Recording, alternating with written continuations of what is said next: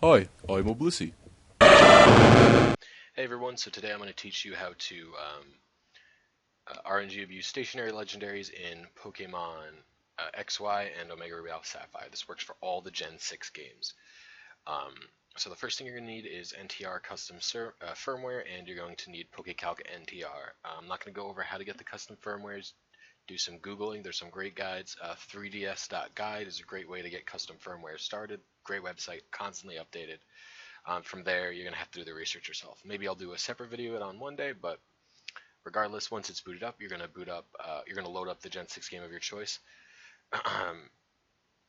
But before you load up the Gen 6 game, you're going to need a program called the 3DS RNG tool. I'll put a link in the description. It just popped up on your screen right here.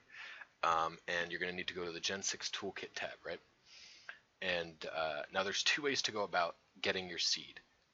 First, I'm covering if you want a Pokemon Shiny, you enter your trainer Shiny value. Now, PokeCalc NTR, you can get your Shiny value, your TSV, so I'll show you how to do that in PokeCalc. But anyway, once you boot up the game, if you hold left on the D-pad, your screen will flash 3 times. Then you click the one-click button once it flashes 3 times. Sometimes it only flashes 2. But anyways, after that, it'll load up and it'll say game info, and all this stuff will appear. And once you get to the option where you select your save file, your seed will be automatically inputted into the 3DS RNG tool. Now, if you can't connect over Wi-Fi via NTR for whatever reason, you can get the seed will show up on the most recent version of PokeCalc without this Wi-Fi connectivity thing. So you just have to type your seed in manually. So anyway, the game is not frozen here for me. It's just I forgot to disable PSS. So if you just basically I can't record with NTR unless PSS is completely disabled. So it's going to take a second. But here I'm at one of the rings for like the Hoopa, yeah, these things. So what you're going to do first is you're going to pause the game by hitting start and select at the same time. This freezes it, right?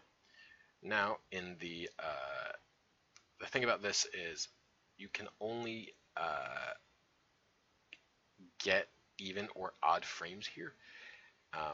So as you can see, I'm at an odd frame right now. I'm on like 1955.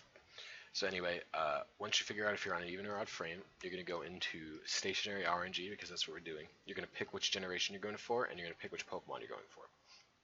I picked Kyurem because that's who I'm RNGing. Then I'm going to check Shiny only, and you're just going to hit calculate and some stuff will come up. Now, I'm lucky because the frame I'm going for, I don't care about the stats or any of that stuff. I just wanted a Shiny.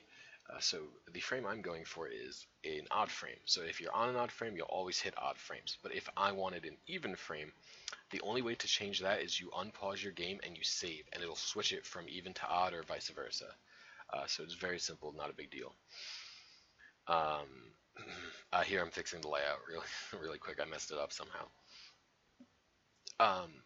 Okay, so with that out of the way, once you do that, I'm showing you that it only advances 2 at a time. So you can advance single frame like that, or 2 frames.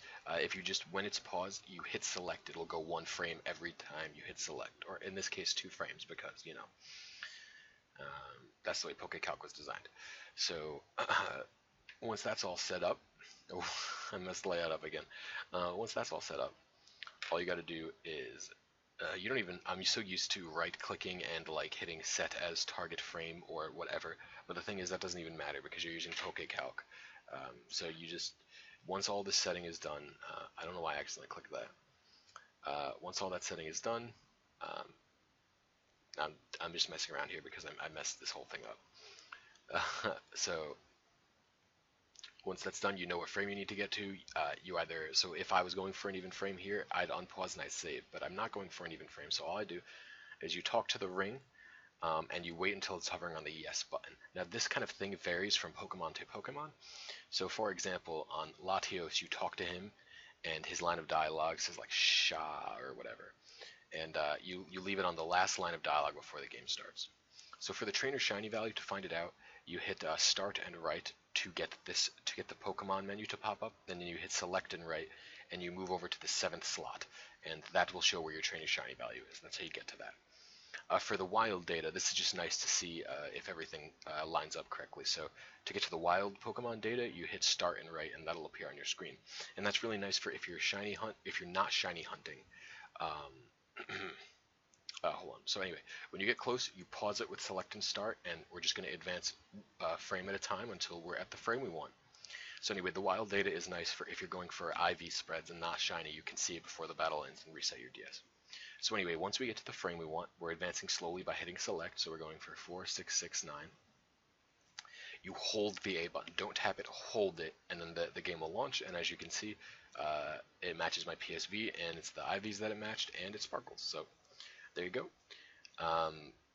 Don't need much more help than that. I'm not going to show you guys catching it because, actually, fun fact, I didn't kill it.